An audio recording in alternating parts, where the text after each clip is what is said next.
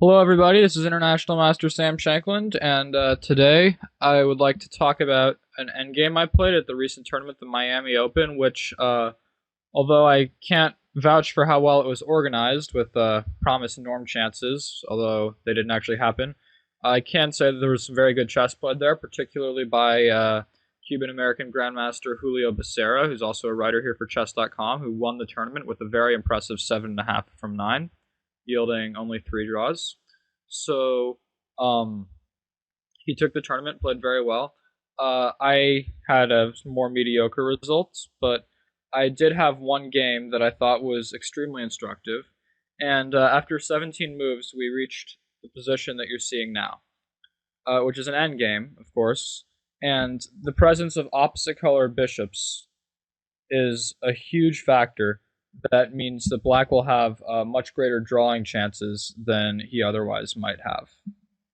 So he's currently down a pawn, but the opposite bishops speak in his favor, and there's one other factor that speaks in his favor, and that's the fact that he has more central control. If he can play moves like f6 and e5 and bishop to e6, king f7, then all of his pieces will be extremely compact and solid, and it's hard to see how white can break through to do too much. However, the fact that this pawn structure on the king side is somewhat uneven, where black has an e-pawn and white has an h-pawn, could also mean trouble for black down the road because of the possibility of white making an outside passed pawn. For example, if we were to just remove all the rooks and 2 queenside pawns each and put, let's say, a white pawn on b6 and the black bishop on b7, black would be tied down to the defense of that pawn queening. But because this structure is uneven on the king side, white could create a second passed pawn and then win the game. And I'm sort of going to show how this uneven structure on the king side is a way that, while it's a disadvantage for now, white can in the long run try to make it an advantage. So at this point in the game, my opponent played rook to d8, attacking the bishop. So just rook to d1, defending, and f6. Or sorry, no, bishop b7. Yeah, f6 first.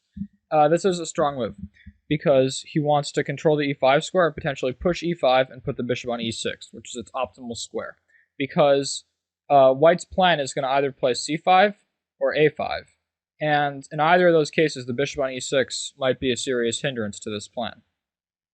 So at this point, I'd like to invite you guys to think, what would you do with white here? Your main goal should be to prevent the bishop from getting to e6.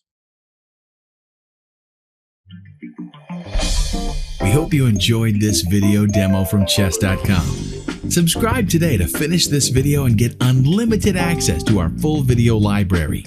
Your membership also includes access to Chess Mentor, the most advanced interactive training tool available anywhere. You'll also get full access to the Opening Explorer, Tactics Trainer, and much, much more. So sign up today and get serious about improving your game.